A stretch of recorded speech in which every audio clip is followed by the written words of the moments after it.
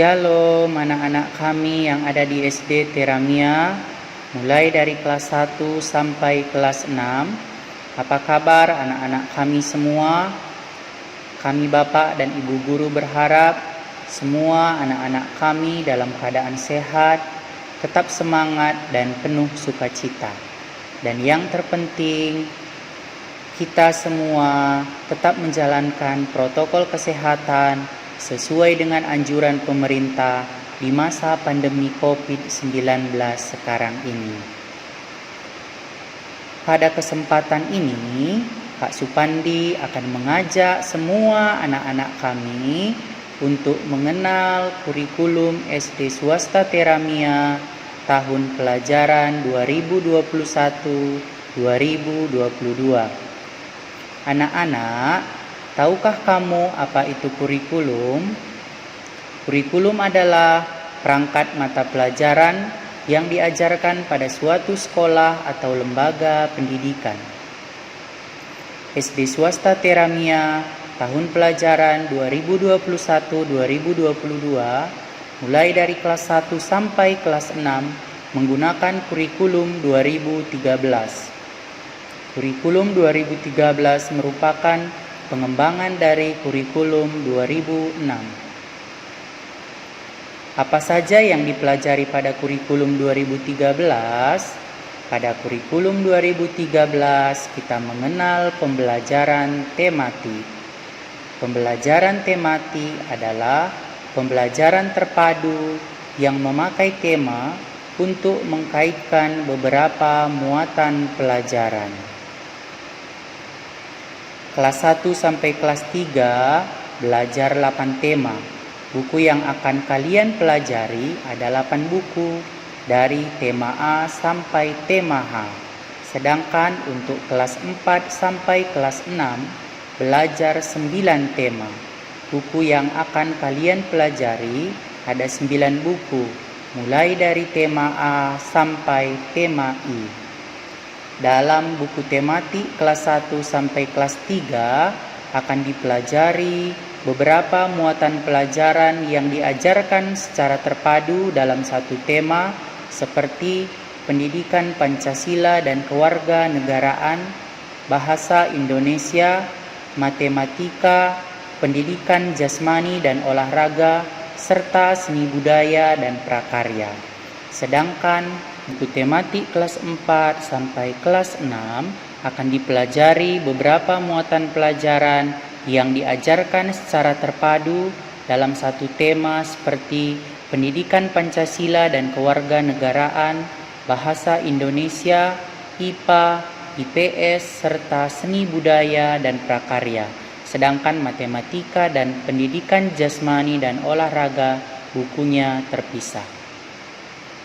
Selain tematik, SD Swasta Teramia juga akan belajar muatan pelajaran lain seperti 1. Pendidikan agama Kristen, 2. Bahasa Inggris, 3.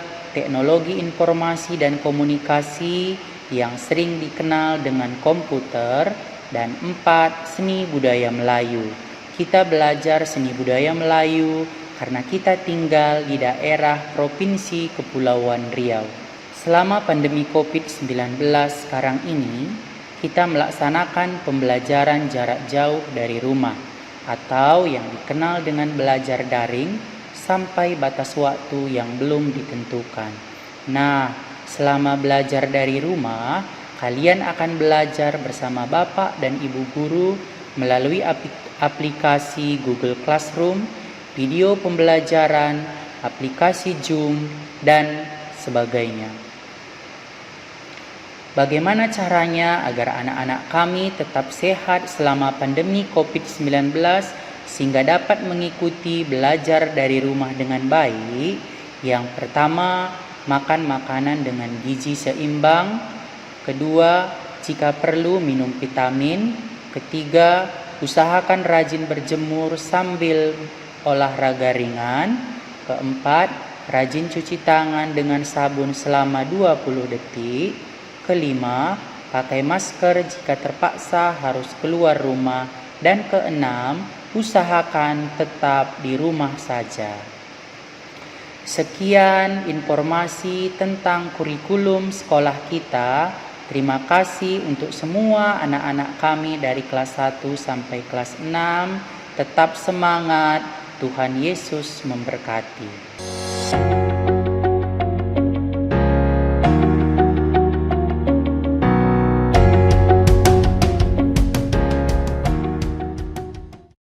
Shalom, apa kabar anak-anak? Perkenalkan, nama saya Ibu Rosni, mengajar agama dan budi pekerti. Hari ini kita akan masuk dalam MPLS, yaitu masa pengenalan lingkungan sekolah. Dan materi kita hari ini adalah pendidikan karakter dan budi pekerti.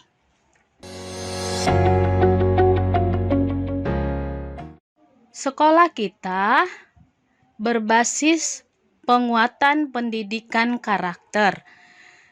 Jika kita biasanya PTM, guru-guru akan menunggu anak-anak di depan gerbang sekolah dan anak-anak masuk dengan tertib ke dalam kelas masing-masing. Apa itu PPK? PPK adalah penguatan pendidikan karakter. Sebelum kita melanjutkan materi kita akan menyanyikan bersama-sama Mars PPK. Salam PPK. Salam cerdas, berkarakter, menyenangkan, luar biasa, hebat. Aku pasti bisa. Yes, yes, yes. Tepuk PPK.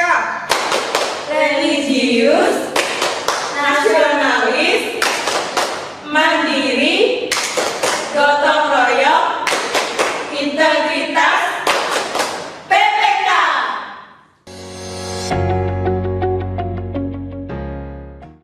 Di dalam PPK ada 5 karakter anak bangsa, yaitu religius, nasionalis, mandiri, gotong royong, dan integritas.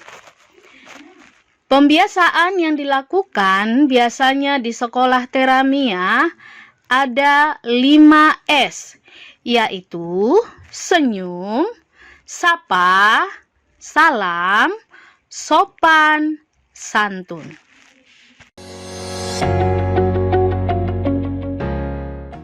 Sebagai nilai utama PPK kita di sekolah Teramia adalah religius. Mengapa? Karena merupakan visi dan misi sekolah yang ingin dicapai. Anak-anak sudah tahu kan nama sekolah kita? Teramia, yaitu terang dan garam dunia.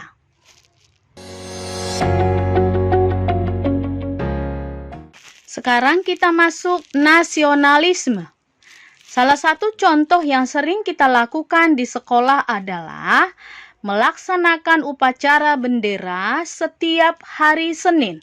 Di sini anak-anak harus berpakaian lengkap, topi, dasi, dan memakai baju putih merah. Selain melaksanakan upacara bendera, kita juga memperingati hari-hari besar nasional Indonesia dan juga mengadakan bakti sosial.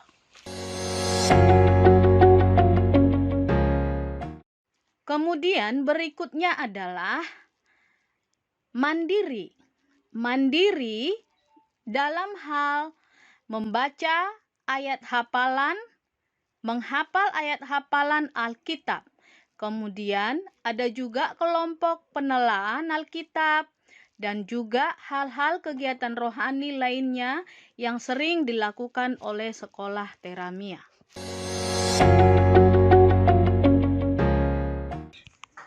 Sekarang gotong royong. Di sekolah Teramia, anak-anak diajarkan untuk bergotong royong secara khusus untuk membersihkan lingkungan sekolah.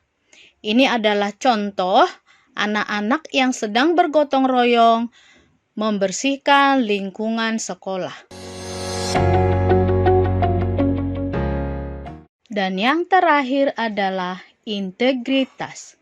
Integritas adalah salah satu keutuhan atau ciri hidup anak-anak Teramia yang bertanggung jawab, jujur, dan berintegritas.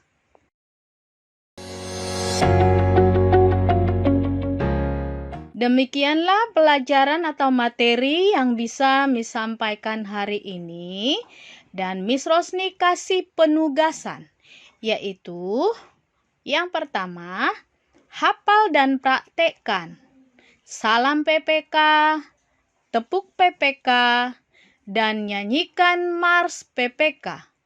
Setelah dilakukan, boleh divideo atau difotokan, kemudian kirim ke wali kelas masing-masing. Sampai bertemu kembali. Salam sehat.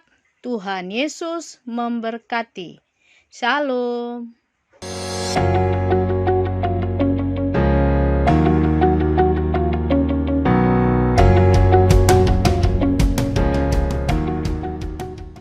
Shalom dan salam sejahtera buat anak-anak kami semua yang ada di SD Teramia, mulai dari kelas 1 sampai kelas 6. Apa kabar anak kami semua? Semoga kita dalam keadaan sehat dan tentunya semangat untuk mengikuti tahun ajaran baru 2021-2022. Saya ucapkan selamat bergabung buat anak-anak kami kelas 1 yang sudah diterima di SD Teramia. Saya yakin kalian pasti bisa mengikuti pembelajaran yang ada di sekolah kita. Pada kesempatan ini, Bu Radot akan menyampaikan materi MPLS 2021, yakni tentang budaya sekolah yang ada di SD Teramia. Anak-anak kami sekalian, tahukah kalian apa itu budaya sekolah?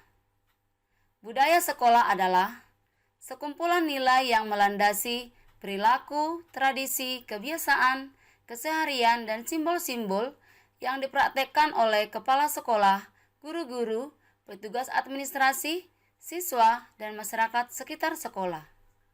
Budaya sekolah merupakan ciri khas, karakter, atau watak dan citra sekolah di masyarakat luas. Unsur-unsur budaya sekolah. Untuk meningkatkan mutu pendidikan dan sumber daya manusia sebagai pondasi bangsa, maka unsur-unsur budaya sekolah yang dikembangkan di SD Teramia adalah 1. Religius, yaitu kegiatan keagamaan. Setiap peserta bersama dengan guru selalu mengawali kegiatan proses belajar mengajar dengan beribadah terlebih dahulu, begitu juga saat mengakhiri pelajaran ditutup dengan beribadah. Sekolah melaksanakan kegiatan perayaan hari besar keagamaan yang dapat diikuti oleh seluruh warga sekolah seperti perayaan Natal dan perayaan Paskah. Yang kedua, setiap peserta didik bersama guru menyanyikan lagu kebangsaan Indonesia, lagu Indonesia Raya, dan juga salah satu lagu wajib lainnya setiap pagi di kelas masing-masing untuk menumbuhkan rasa cinta tanah air. Yang ketiga, literasi. Setiap siswa wajib membaca buku non-pelajaran selama 15 menit di pagi hari sebelum pembelajaran dimulai. Yang keempat, pojok baca. Setiap kelas disediakan pojok baca untuk menjadikan siswa senang membaca dengan dibimbing oleh guru. Yang kelima, gotong royong dan 5S. Budaya bersih, mencintai keindahan lingkungan sekolah dengan membuang sampah pada tempatnya. 5S yaitu senyum, salam, sapa, sopan, dan santun. Yang keenam, kegiatan perlombaan. Setiap siswa dapat mengikuti perlombaan-perlombaan yang diselenggarakan sesuai dengan kemampuan yang diminati seperti olahraga di bidang sepak bola, catur, atletik, dan juga seni di bidang bernyanyi, bernyanyi solo, dan menari. Yang ketujuh, mengaktifkan majalah dinding sekolah yang disebut dengan mading. Segala hasil karya siswa di sekolah dapat dimuat di majalah dinding sekolah. Yang kedelapan, ekstrakurikuler. Di sekolah Taramia diadakan ekstrakurikuler yang bertujuan untuk mengembangkan bakat, minat, dan potensi yang dimiliki oleh siswa untuk olah hati, olah rasa, olah pikir, dan olahraga. Di sini ada ditampilkan foto-foto kegiatan anak-anak sekolah Taramia di bidang kepramukaan, olahraga, upacara bendera, gotong royong, perjamuan kasih, dan juga Paskah. Melalui budaya sekolah yang dilaksanakan di SD Taramia, diharapkan setiap peserta didik menjadi terbiasa dan menerima nilai-nilai yang diajarkan. Terima kasih, SD Taramia menciptakan siswa sopan bersikap, hebat berprestasi.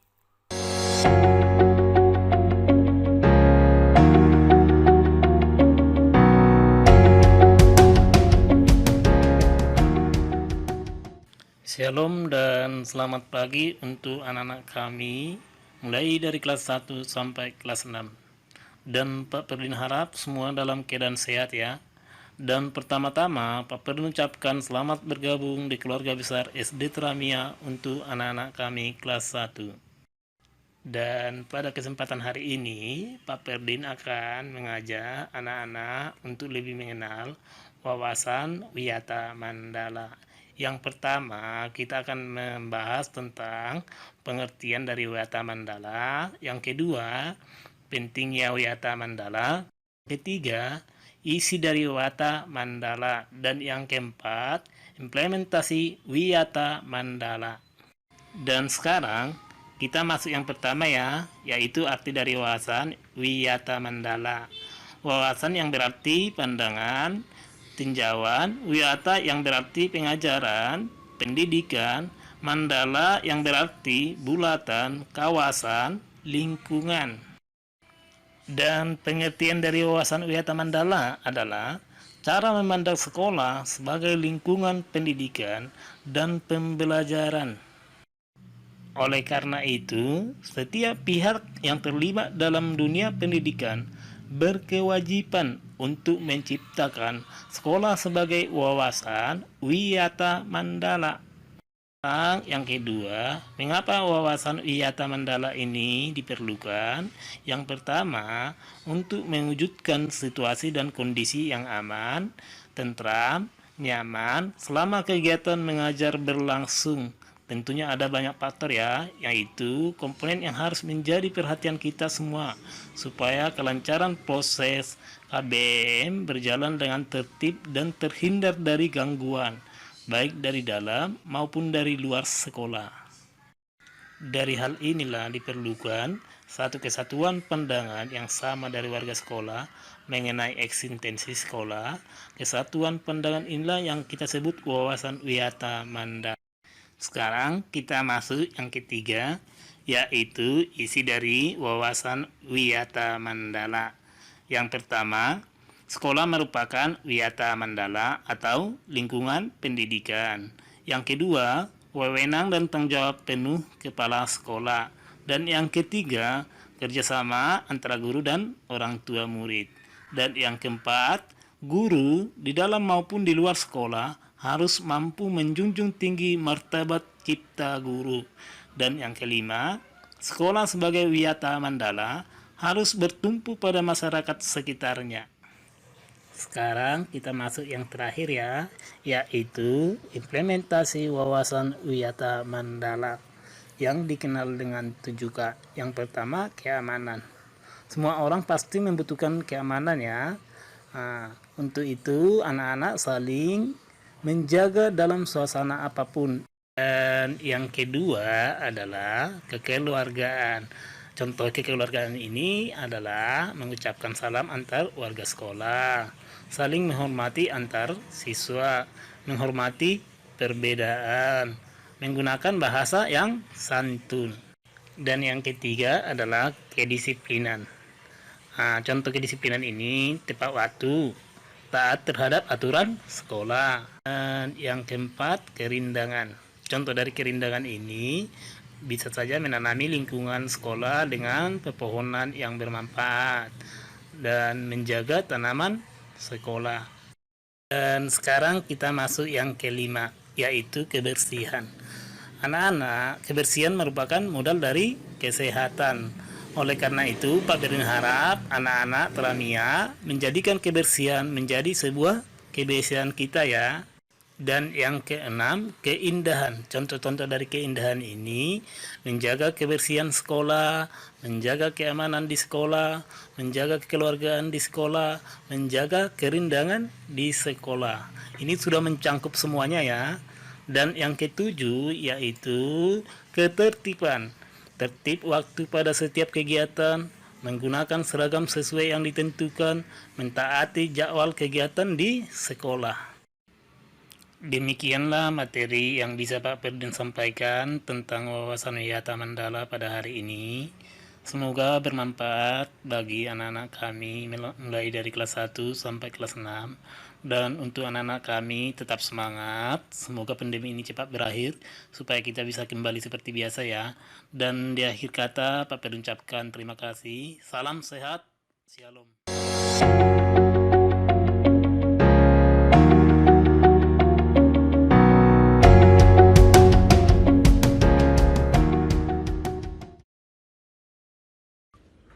Shalom anak-anak, perkenalkan nama Miss adalah Hotmian Marbun, biasa dipanggil dengan Miss Mian.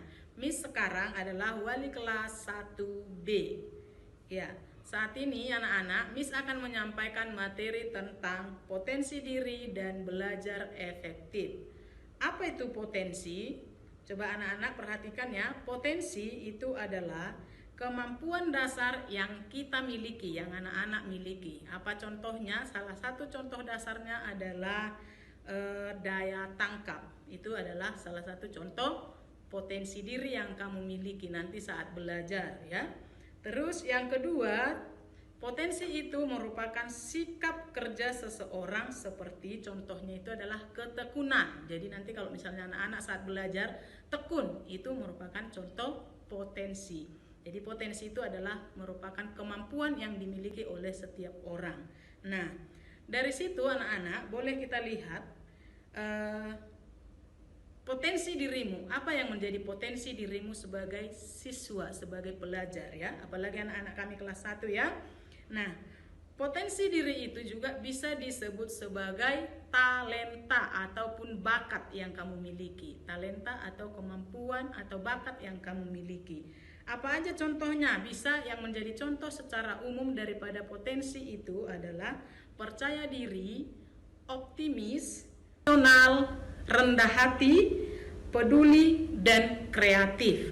Ada juga kalau dari sisi bakatmu yang sesungguhnya, apakah kamu bisa menyanyi, melukis, ataupun menari. Itu merupakan salah satu contoh potensi ya, atau bakat ataupun talenta. Nah, anak-anak boleh cek dirinya masing-masing, potensi apa yang kamu miliki. Dari setiap penjelasan yang Miss tadi sebutkan, ada potensi percaya diri. Apakah kamu percaya diri?